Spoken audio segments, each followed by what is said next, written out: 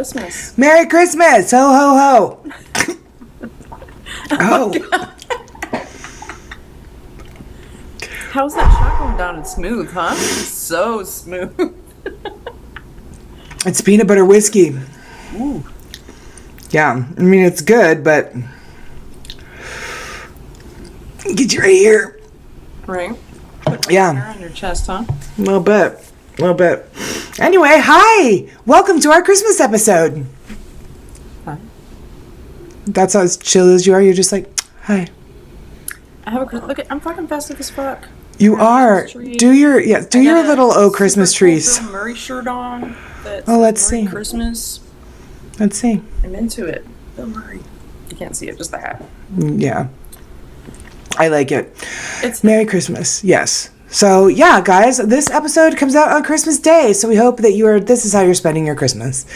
Do you have any... your family and listening to us. Perfect. Or making... You also have some delicious whiskey. Spirits.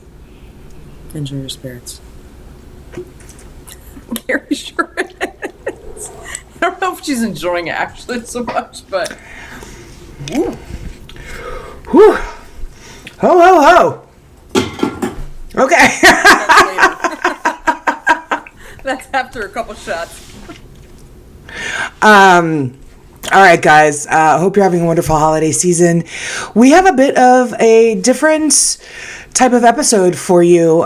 We are not going to be actually covering a specific location, and we have mentioned this before on the show, that it was a wonderful tradition in Victorian times of telling a ghost story on Christmas Eve night. So granted, that was yesterday, that was last night, but here we are. So what Laura and I are actually going to do this time is we're going to read you a ghost story. Sitting around the fire. The audio folks will hear a crackling fire. I'm going to lay that down in the episode. We tried to do it with YouTube, and it was roaring in my ears, and Laura couldn't hear it at all. So audio folks get the crackling fire. So everybody grab a spirit and sit down. Laura and I are going to tell you the wonderful short story, Dark Christmas, by Jeanette Winterson. Yay! Are we ready? Laura's going to start us out, and our sources on this one was theguardian.com. The entire story was there. So if you'd like, go ahead and find the article and read along with us. But otherwise, Laura, why don't you start the story out? We're going to split this into two parts. All right. Okay. And I will say Jeanette Winterson is a wonderful author. Yeah. I've read one of her other books, and she's awesome. Great. Okay. Well, then this ought to be really good. She doesn't let us down now that I'm building her up, but... Right. Come on, Jeanette. Look up, Jeanette. Come on.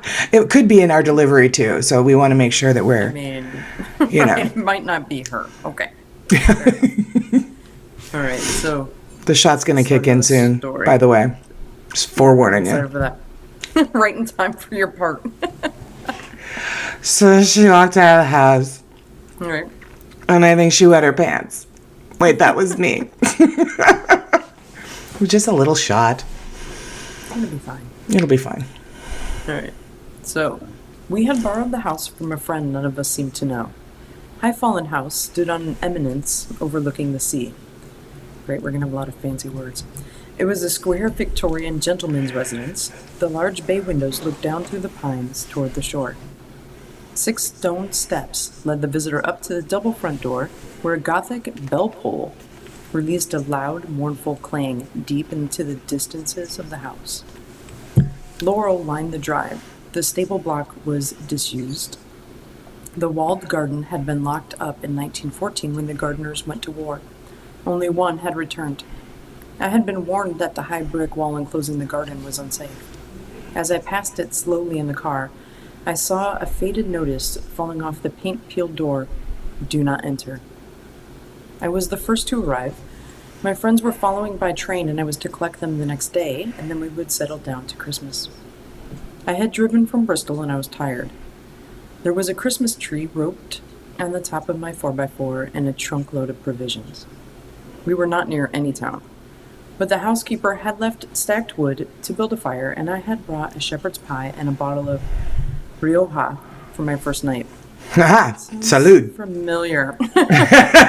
Vaguely familiar. The kitchen was cheerful enough once I had got the fire going and the radio playing while I unpacked our festive supplies. I checked my phone. No signal. Still, I knew the time of the train tomorrow, and it was a relief to feel that the world had gone away. I put my food in the oven to heat up, poured a glass of wine, and went upstairs to find myself a bedroom. The first landing had 3 bedrooms leading off it. Each had a moth-eaten rug, a metal bed, and a mahogany chest of drawers. At the far end of the landing was a second set of stairs up to the attic floor. I am not romantic about maids' rooms or nurseries, and there was something about that second set of stairs that made me hesitate. The landing was bright in the sudden way of late sun on a winter's afternoon. Yet the light ended abruptly at the foot of the stairs as though it couldn't go any further. I didn't want to be near that set of stairs, so I chose the room at the front of the house. As I went to bring up my bag, the house bell started to ring, its jerky metallic hammers sounding out somewhere in the guts of the house. I was surprised, but not alarmed. I expected the housekeeper. I opened the door. There was no one there. I went down the steps and looked around. I admit I was frightened. The night was clear and soundless. There was no car in the distance, no footsteps walking away. Determined to conquer my fear, I walked around a little. Then, turning back to the house, I saw it. The bell wire ran along the side of the house under a sheltering gutter. Perhaps 30 or 40 bats were dangling upside down on the vibrating wire. The same number swooped and swerved in a dark mass. Obviously, their movement on the wire had set off the bell. I like bats. Clever bats. Good. Now supper. I ate, I drank, I wondered why love is so hard and life is so short. I went to bed. The room was warmer now and I was ready to sleep. The sound of the sea ebbed into the flow of my dreams. I woke from a dead sleep and dead darkness to hear, what? What can I hear? It sounded like a ball bearing or a marble rolling on the bare floor above my head. It rolled hard on hard, then hit the wall. Then it rolled again in the other direction. This might not have mattered, except that the other direction was upwards. Things can come loose and roll downwards, but they cannot come loose and roll up, unless someone... That thought was so unwelcome that I dismissed it along with the law of gravity. Whatever was rolling over my head must be a natural dislodging. The house was draughty and unused. The attics were under the eaves, where any kind of weather might get in. Weather or an animal. Remember the bats. I pulled up the covers up to my eyebrows and pretended not to listen. There it was again. Hard, on hit, on pause, on roll. I waited for sleep, waiting for daylight. We are lucky, even the worst of us, because daylight comes. It was a brooding day, that 21st of December, the shortest day of the year. Coffee, coat on, car keys. Shouldn't I just check the attic? The second set of stairs was narrow, a servant's staircase. It led to a lath and plaster corridor, barely a shoulder width wide. I started coughing. Breathing was difficult. Damp had dropped the plaster in thick, crumbling heaps on the floorboards. As below, there were 3 doors. 2 were closed. The door to the room above my room was ajar. I made myself go forward. The room was under the eaves, as I had guessed. The floor was rough. There was no bed, only a washstand and a clothes rail. What surprised me was the nativity scene in the corner. Standing about 2 feet tall, it was more like a doll's house than a Christmas decoration. Inside the open-fronted stable stood the animals, the shepherds, the crib, Joseph. Above the roof, on a bit of wire, was a battered star. It was old, handmade in a workmanlike, but not craftsman-like sort of way. The painted wood now rubbed and faded like pigments of time. I thought I would carry it downstairs and put it by our Christmas tree. It must have been made for the children when there were children here. I stuffed my pockets with the figures and animals and left quickly, leaving the door open. I had to set off for the station. Stefan and Susie could help me with the rest later. As soon as I was out of the house, my lungs felt clear again. It must be the plaster dust. The drive to the station was along the coast road. Lonely and unyielding, the road turned into a series of blind bends and tight corners. I met no one, and I saw no one. Gulls circled over the sea. The station itself was a simple shelter on a long single track. There was no information boards. I checked my phone. No signal. At last, the train appeared distantly down the track. I was excited. Memories of visiting my father as a child when he was stationed at his RAF base gave me a rush of pleasure whenever I traveled by train or come to meet one. The train slowed and halted. The guard stood down for a moment. I watched the doors. It wasn't a big train, this branch line train, but none of the doors opened. I waved at the guard who came over. I'm meeting my friends. He shook his head. Train's empty. Next stop is the end of the line. I was confused. Had they got off at the earlier stop? I described them. The guard shook his head again. I noticed strangers. They would have boarded at Carlisle. Asked me where to get off. Always do. Is there another train before tomorrow? One a day, and that's your lot. And more than anybody needs in a place like this. Where are you staying? High Fallen House. Do you know it? Oh, we all know it. He looked as if he were about to say something else. Instead, he blew his whistle. The empty train pulled away, leaving me staring down the long track, watching the red light like a warning. I needed to get a signal on my phone. Am I still going? I can't remember. Yes. Yes. One more. This last page. Okay. I drove on past the station, following the steep hill, hoping some height would connect me to the rest of the world. At the top of the hill, I stopped the car and got out, pulling up the collar of my coat. The first snow hit my face with insect insistence, sharp and spiteful like little bites. I looked out across the whitening bay. That must be High Fallen House. But what's that? Two figures walking on the beach. Is it Stefan and Susie? Had they driven here after all? Then, as I strained my eyes against the deceit of distance, I realized that the second figure was much smaller than the first.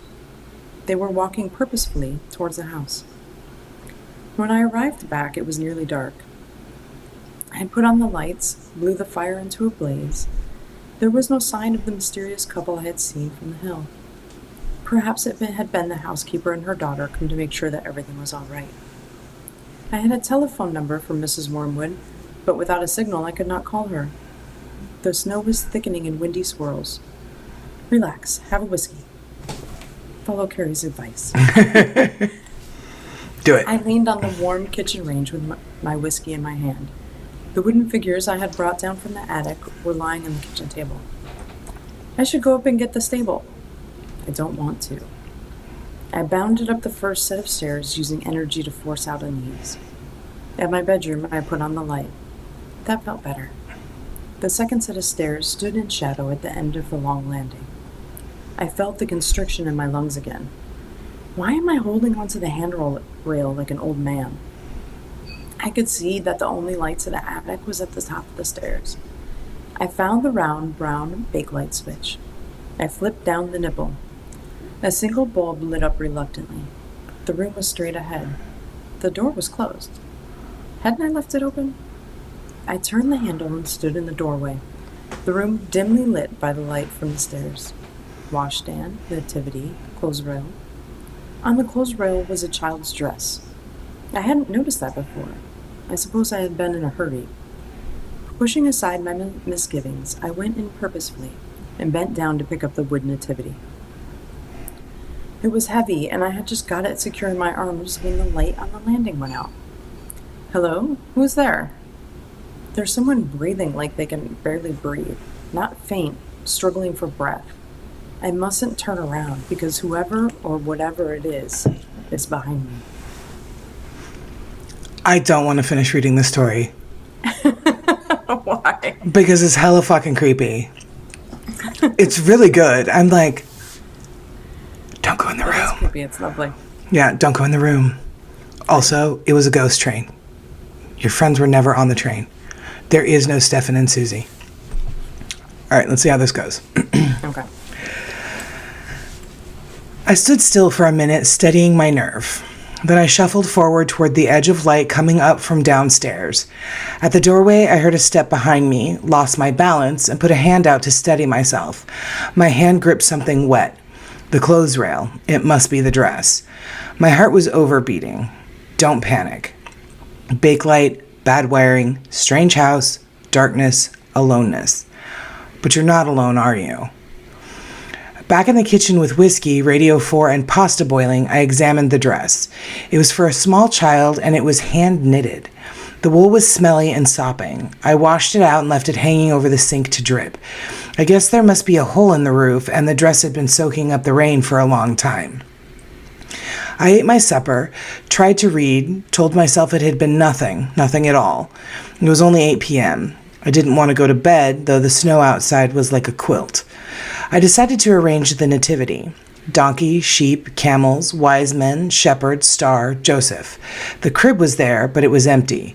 There was no Christ child, and there was no Mary. Had I dropped them in the dark room? I hadn't heard anything fall, and these wooden figures were 6 inches tall.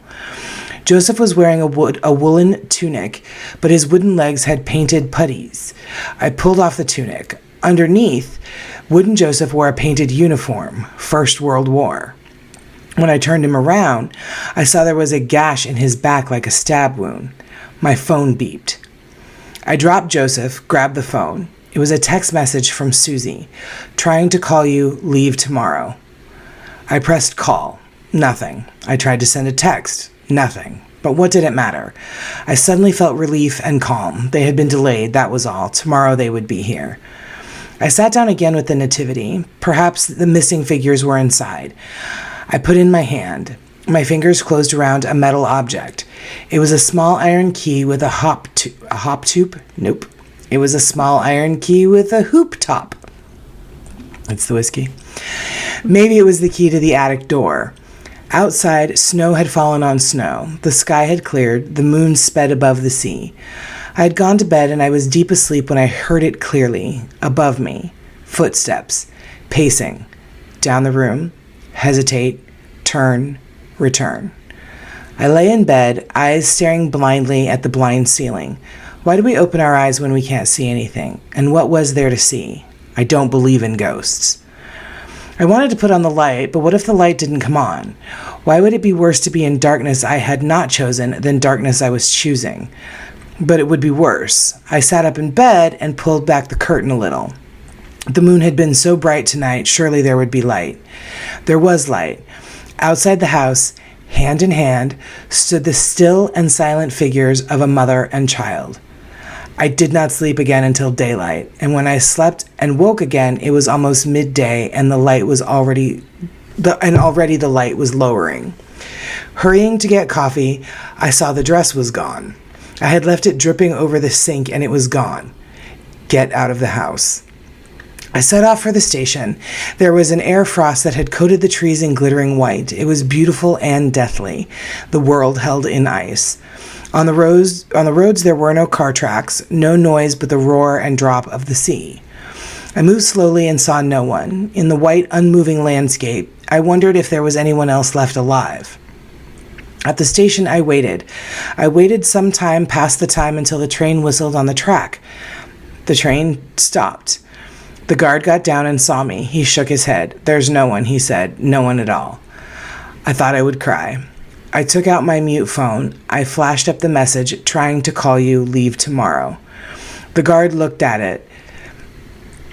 Happen, it's you who should be leaving. There's no more trains past Carlisle now until the 27th. Tomorrow was the last, and that's been canceled. Weather. I wrote down a number and gave it to the guard. Will you phone my friends and tell them I am on my way home? On the slow journey back to High Fallen House, I filled my mind with departure. It would be slow and dangerous to travel at night, but I could not consider another night alone, or not alone. All I had to do was manage 40 miles to Inchbarn. There was a pub and a guest house and a remote but normal life. The text message kept playing in my head. Had it really meant that I should leave? And why? Because Susie and Stefan couldn't come? Weather? Illness? It's all a guessing game. The fact is, I have to go. The house seemed subdued when I returned. I had left the lights on and I went straight upstairs to pack my bag. At once I saw that the light to the attic was on. I paused, breathed. Of course it's on. I never switched it off. That proves it's a wiring fault. I must tell the housekeeper. My bag packed, I threw the food in a box and put everything back in the car. I had the whiskey in the front, my kind of girl, a blanket I stole from the bed, and I made a hot water bottle just in case. It was only 5 o'clock. At worst, I'd be in Inchbarn by 9 p.m. I got in the car and turned the key. The radio came on for a second, died, and as the ignition clicked and clicked, I knew that the battery was flat. 2 hours ago at the station, the car had started first time, even if I had left the lights on, but I hadn't left the lights on. A cold panic hit me. I took a swig of the whiskey. I couldn't sleep in the car all night. I would die. I don't want to die. Back in the house, I wondered what I was going to do all night. I must not fall asleep. I had noticed some old books and volumes when I had explored downstairs yesterday, assorted dusty adventure stories and tales of empire. As I sorted through them, I came across a faded velvet photograph album. In the cold, deserted sitting room, I began to discover the past. High Fallen House 1910. The women in long skirts with miraculous waists, the men in shooting tweeds, the stable boys in waistcoats, the gardening boys wearing flat caps, the maids in starched aprons, and here they are again in their Sunday best, a wedding photograph. Joseph and Mary Locke, 1912. He was a gardener. She was a maid. In the back of the album, loose and unsorted, were further photographs and newspaper cuttings. 1914, the men in uniform. There was Joseph. I took the album back into the kitchen and put it next to my wooden soldier. I had on my coat and scarf. I propped myself up in 2 chairs by the wood-fired range and dozed and waited and waited and dozed. It was perhaps 2 o'clock in the morning when I heard a crying child. Not a child who has scraped his knee or lost a toy, but an abandoned child. A child whose own voice is his last hold on life. A child who cries and knows that no one will come. The sound was not above me. It was above me. I knew where it was coming from.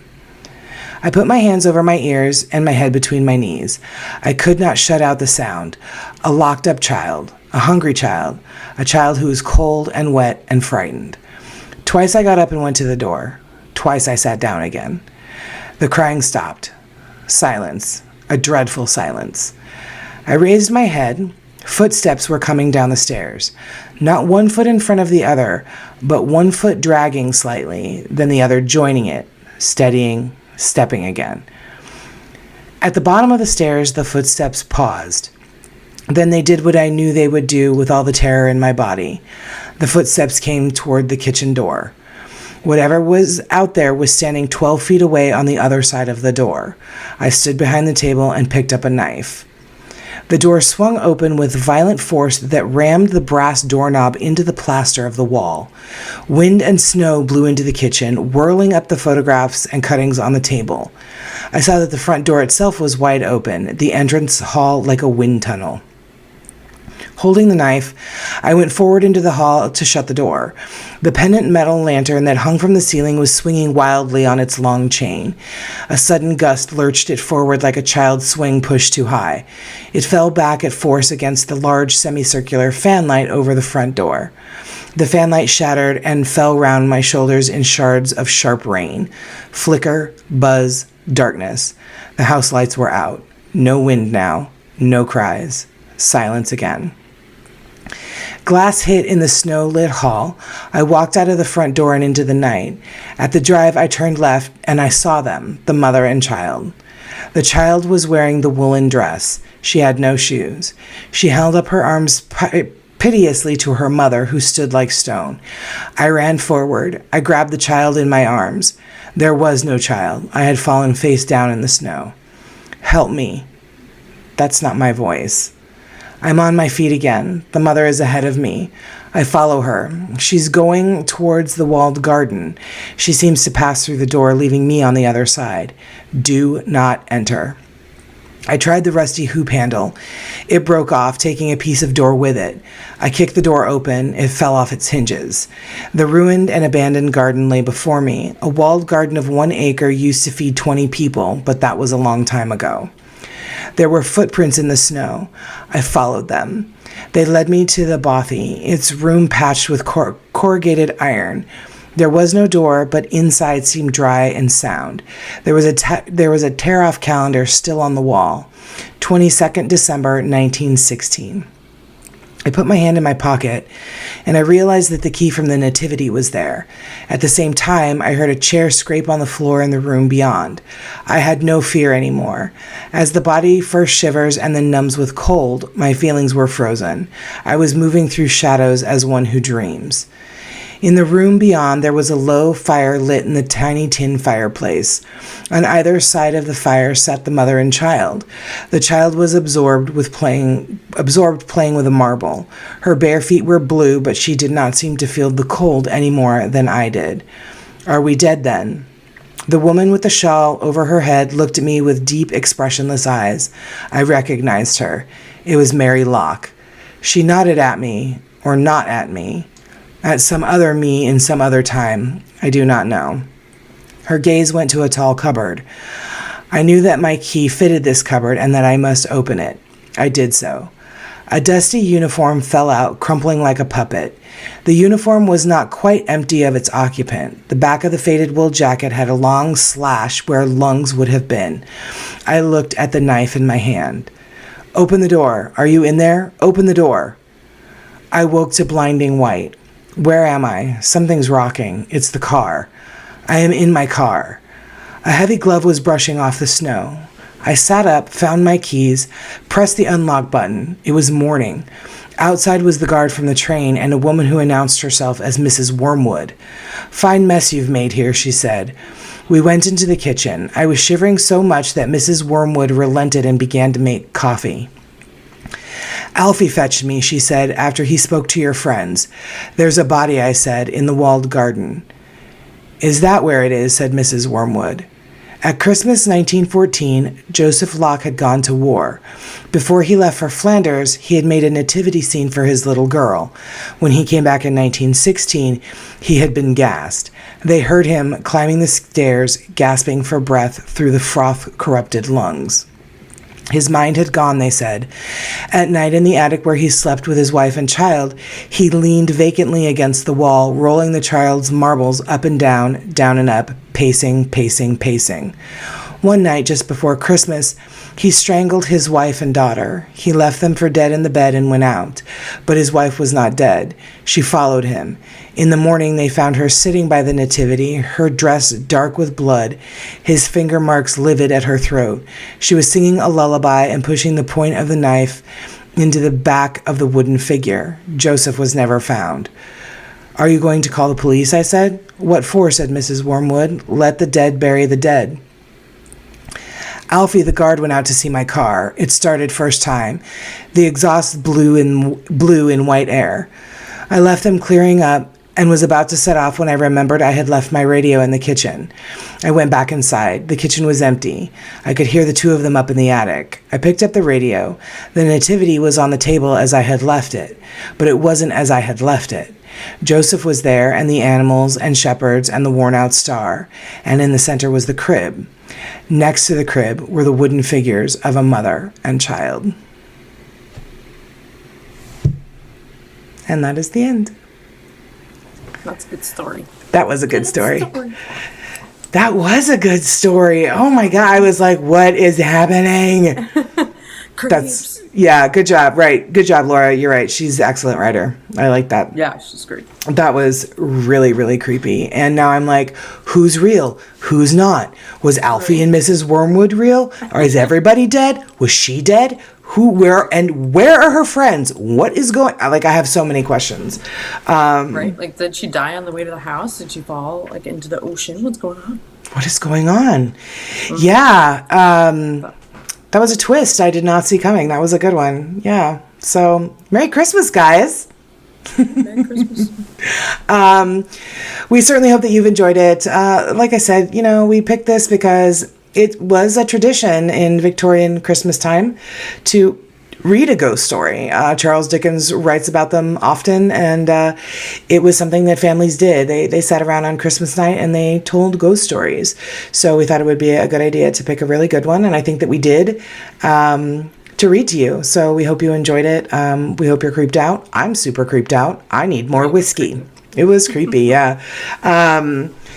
So yeah, that's it. That's all we have. It's a short and sweet episode. It is Christmas Day, so we are spending the holiday with our families, and we are certainly thinking of all of you. We hope you're having a wonderful, wonderful Christmas, and that you are all safe, and that you are all warm and surrounded by people that you love and that who love you. So we're not going to do our usual sign off and goodbye. We're just going to wish you Merry Christmas.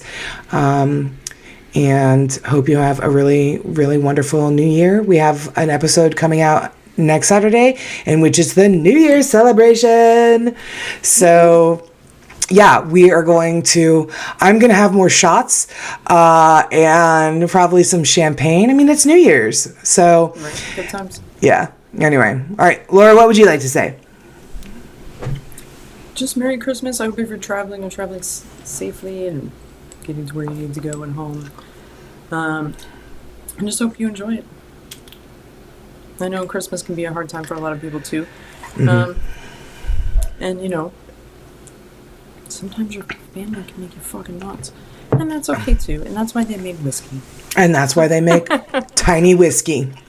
Alright? Tiny whiskey and ghost stories. And that's all you really need in life. Just turn on History of a Haunting podcast, drink your whiskey, and we're going to tell you some ghost stories. Exactly. All right, guys. Merry Christmas. We love you so much. Or whatever you celebrate. Sorry. Hanukkah. Whatever you celebrate. Hanukkah, Kwanzaa, Whatever floats your boat. Whatever floats your boat. Happy holidays. There you go. Yeah. Anyway, bye, guys. We love you, and we will see you for the big New Year's celebration, which is just a regular episode, but with champagne and a better hat. It's just jazzed up. It's just going to be super jazzy. Yeah. We're going to have sparkles. It's going to be great.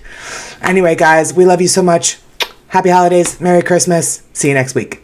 Thanks, guys.